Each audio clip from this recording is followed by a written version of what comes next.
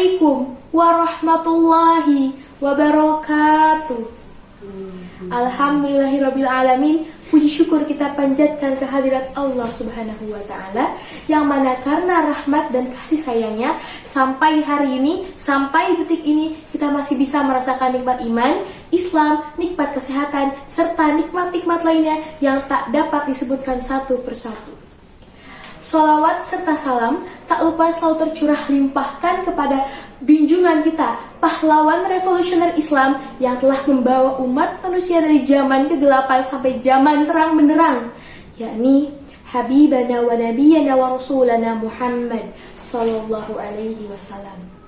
Hadirin, Bapak Ibu Dewan Juri yang saya hormati, serta teman-teman seperjuangan yang saya banggakan.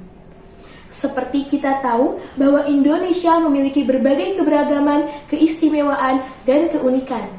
Kota Karawang yang amat kita cintai ini juga merupakan salah satu bukti keberagaman dan keistimewaan Indonesia.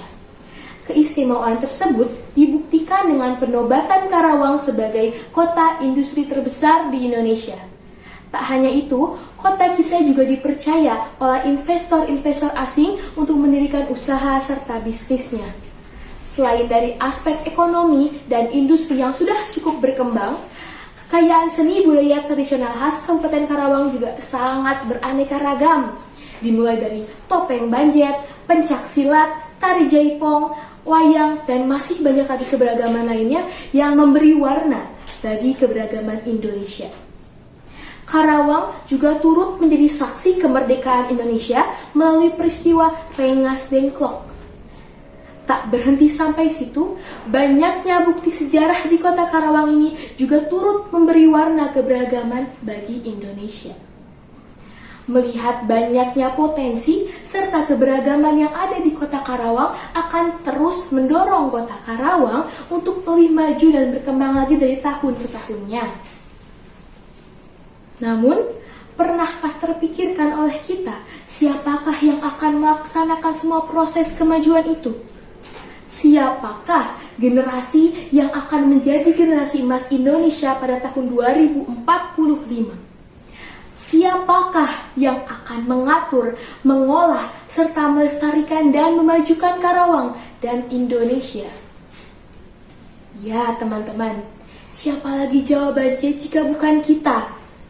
Kita adalah generasi yang akan hidup di tahun 2045 dan menjadi generasi emas dalam usia produktif Indonesia. Kita adalah generasi yang akan memberikan bukti nyata atas 4 pilar visi Indonesia generasi emas tahun 2045. Tentunya untuk mencapai hal tersebut diperlukan dan dipersiapkan beberapa hal. Yang pertama adalah kecerdasan komprehensif, inovatif, dan produktif. Yang kedua adalah damai dalam interaksi sosialnya serta berkarakter kuat. Yang ketiga adalah sehat serta menyehatkan alam sekitarnya dan berkepribadian tangguh dan unggul. Teman-teman, perlu kita ingat bahwa kita tidak perlu ragu untuk memajukan negeri ini karena kita adalah pemuda-pemudi bangsa. Kita perlu memajukan tanah air yang kita injak ini. Seperti apa yang dikatakan Bung Karno, kita memiliki kekuatan yang lebih. Yang dikatakan Bung Karno adalah, beri aku 1000 orang tua, maka akan aku cabut Semeru dari akarnya. Dan beri aku 10 pemuda, niscaya akan kugoncangkan dunia. Teman-teman, jangan menjadi generasi yang hanya mewarisi abu Sumpah Pemuda. Karena apa? Karena jika kita hanya mewarisi abu Sumpah Pemuda, kita hanya akan bisa puas diri. Kita akan merasa puas dan nyaman dengan Indonesia yang sekarang.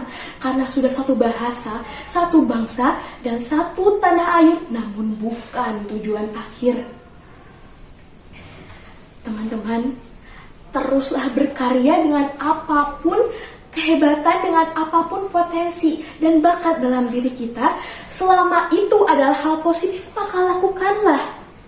Karena selama kita masih muda, masih banyak kegagalan yang diperbolehkan, masih banyak pengalaman yang perlu kita lalui, dan masih banyak ilmu yang perlu kita pelajari dan kita kembangkan. Tanamkan dalam diri bahwa Ketika kita berusaha untuk menjadikan diri kita lebih baik, berusaha untuk mengembangkan diri kita dan mengembangkan bakat kita, maka di situ juga akan memberikan potensi bagi Indonesia untuk lebih maju dan berkembang. Karena peran kita sangatlah penting sebagai pemuda-pemudi Indonesia. Mungkin sekian yang dapat saya sampaikan. Mudah-mudahan dengan pidato ini bisa menambah kecintaan dan kemampuan kita untuk lebih memajukan bangsa. Mungkin sekian yang dapat saya sampaikan. Mohon maaf apabila ada kesalahan. Wabillahi taufiq wal hidayah. Wassalamualaikum warahmatullahi wabarakatuh.